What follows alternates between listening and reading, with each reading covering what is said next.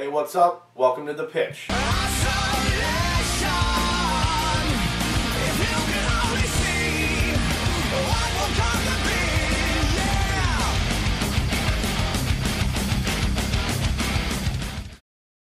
This is the 24th episode of The Pitch with Fox, Beat Alms, and Mitch. As always, I'm your host, John Fox, alongside here with Peps, filling in for Beat Alms, who couldn't make it this week, and Mitch Sabatelli. All right, now... producer isn't here either, so yes, we have Matt filling in. Matt Powers, the great Matt Powers. Scott... he's at the Celtics game. He's unfortunately at the Celtics game. Yeah. He apparently thinks the Celtics are better than The Pitch. All right. In a sense, that's a little true. Yeah. But okay, here we go. All right, let's get started with hockey for top stories. All right, the Washington Capitals today have just defeated the Blackhawks in overtime, and now have a win streak of 8 games in a row. Now, Mitch, how have they turned it around? Well, they're running on all cylinders right now. The beginning of the season, it was a down season for them. You know, Ovechkin was down, Semin was down. They were having trouble scoring goals. Varlamov and Michael Neuvirth, they were switching off. They didn't have that real 1-2 goalie. They didn't have that number one guy. It was kind of like the Tim Thomas Tuukka Rask thing. I think they settled on Neuvirth. Varlamov's got hurt. And now Braden Holtby is their backup, and he's doing solid right now. He just stopped the Blackhawks for his 4th straight win. And Ovechkin's back. Semin's back.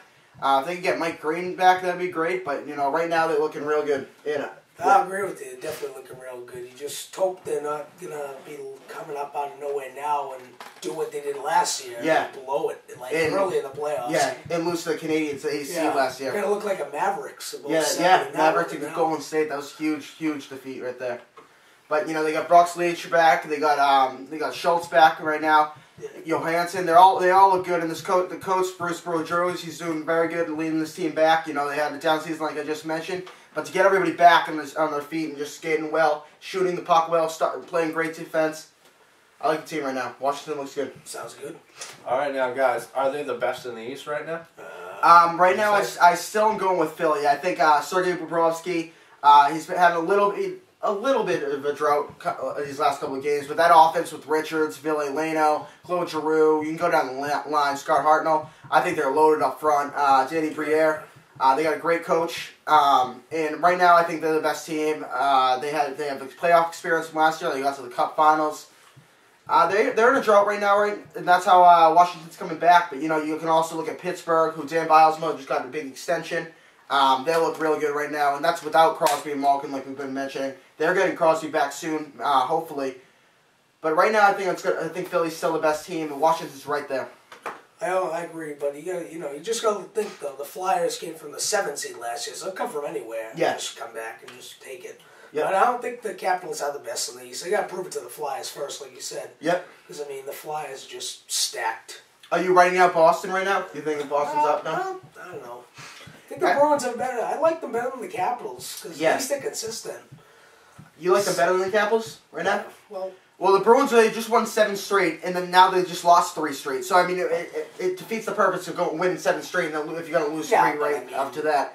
Where's the leadership coming from? You know, Lucic, Horton, and Krejci, that was the top line. They're faltering right now. And right now, Claude Julien, out of all the contenders, I think he's the worst coach in the East out of all the Eastern Conference contenders.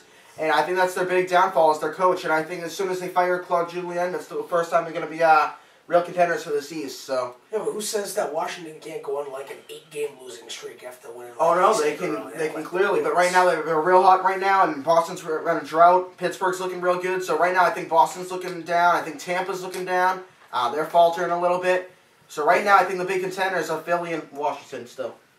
Yeah, sounds good. All right, staying up with hockey right now, Zdeno Chara not suspended or fined for his hits on Max Pacioretty of the Canadiens. Now, do you guys think that's the right call? Yeah, that was a brutal hit. But I mean, if Zdeno Chara was not 6'9", if he was back to 6'1", I don't think this hit's a big deal. You know, I think it's a major problem is because of his size. I think if he was back, like I just said, if he was smaller than 6'9", I think this would be a It didn't look like he really hit him that hard. The only problem was he hit him in a weird angle. Yeah, he hit him in a weird place. He fell you saw it. The only thing was that they were both going for the puck. It wasn't like Pacioretty had the puck and he just slammed Pacioretty right there. The bad thing was he was right near the boards. He crashed Pacioretty right in a bad spot, right near the glass, and that was the big problem. Zdeno Chara. Being that big, Pacioretty has some size to him too. I think he's 6'2", above 200. I mean, that's decent size right there. But the problem is, Chara, anytime you're a 7-foot hockey player, I mean, that's going to give some serious damage. The big thing with Chara, though, was you saw the first hit, which was fine, and then he kind of gave him a little extra shove in the last couple seconds, which was the big problem. But I think he was just playing hockey. I think it's just mainly a hockey play. I'm surprised he didn't get suspended at least for 2 games, but... So, do you think that Chara and Pacioretty handled the situation respectively after the hit or no? After the hit, I think Pacioretty looked like a kind of jerk right now after that. He singled out Chara rather than saying, "Listen, Chara, I understand. That was a bad hit." He called Chara all kinds of stuff right there. Can't really blame him. Yeah, I know. I mean, he got smacked. Yeah, he got smashed into the boards. But I mean, it showed a little bit of class. And Chara didn't give much class either. He just kind of said, "That's hockey," and then that was it. He's not a big talker as it is, which is his big problem as a leader. You got a guy who's like towering over people. And he's bullying you. It's like, hey. So I actually think Pacioretty, he could have called Chara and say, "Listen, I know it was a tough hit. Yeah. I know you feel pretty sorry, but I kind of forgive you." And Chara could have come in and say, "Hey, I'm sorry for the hit," and they could have just let it go. Yeah. But instead, now Pacioretty and all the Canadians fans all hate Chara, and Canadians already hated the Bruins. Now they're going to step it up even more. But really, what are Canadians going to do? They can't stop Chara. I mean, all Canadians they're all pussies over there anyway. So they're not going to do anything. So nobody's going to stick up to Chara. There's not one person on that Montreal team.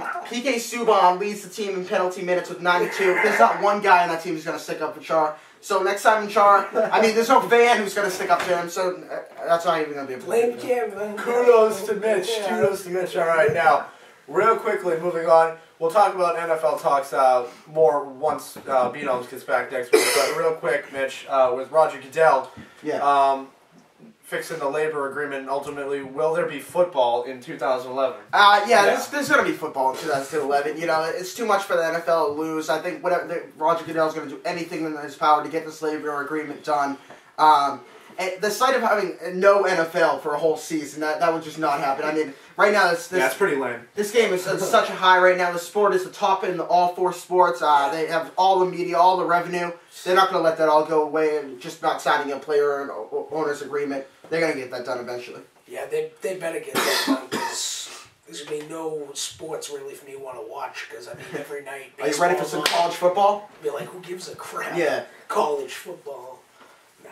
Yeah, no, they got to get that done. I think Roger Goodell, I think he's a solid commissioner. I think he's going to do anything he can to try to get that done. I mean, they've already extended the extension, and that didn't work out. That's the big problem right now is they're not even close to a deal. So we'll talk about it later next week, I guess. Better work out.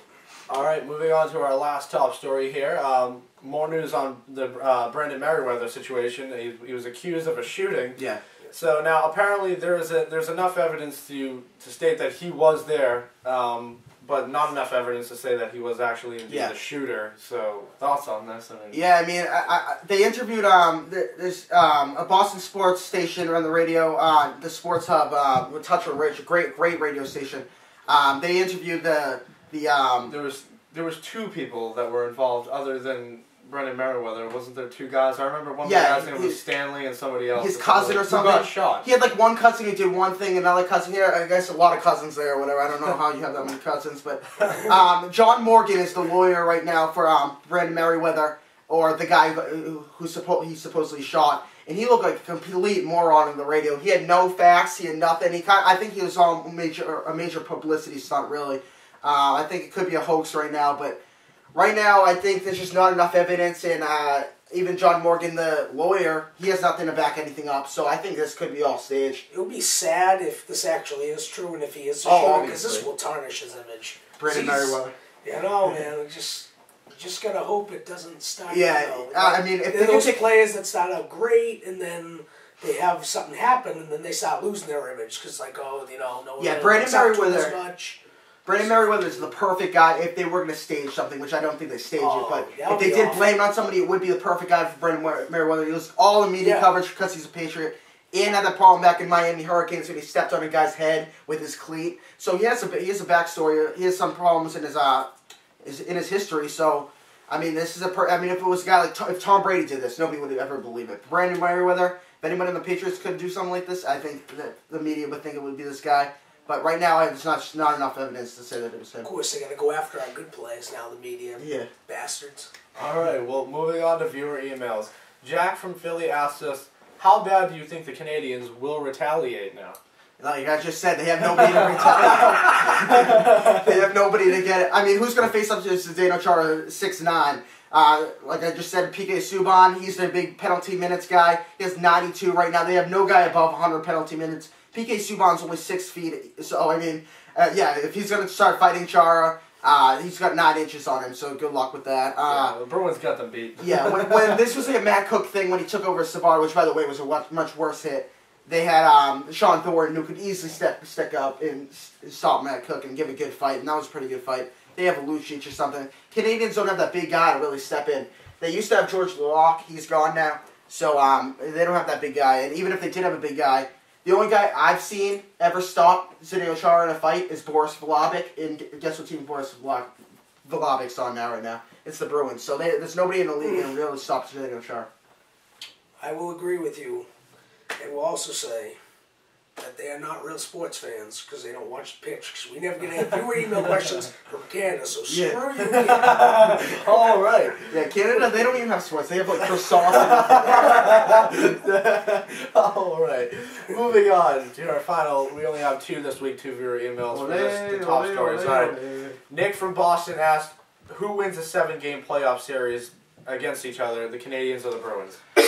If there was one team that the Bruins should be scared of in the first round, it would be Montreal. I think they still can beat Montreal. I think they can still beat Montreal in the 7-game series. But right now, they could either play Montreal, Rangers, or Tampa Bay. I think that they'd be the most scared of Montreal if they had to face. Just because of their history, just not because of the whole Chara thing, just because of their history. Montreal got them back. They're a big, huge rivalry right now. I think the Bruins would really want to face Rangers, but I'd rather play the Rangers or Tampa Bay. Yeah. I don't like if the Bruins match scrappy. Yeah. And they'll be like from that spot. Yep. They'll be firing nowhere. Like we said, all Canada has is hockey. All Canada has is hockey. The fans, as bad as fans they are, they have terrible fans. They're very passionate. They're very passionate with all their towels and their dumb stuff and their dumb chants. They're very passionate. So it does get very loud in there. It's a South Park reference. It does get very loud in there. So that if there's a big problem, I don't want to face Canadians in a 7-game playoff series. Screw 'em. All right. We have much more on the way. We have MLB and NBA coming up. We might have to block that out. But no, but until then, stay tuned. All right, guys.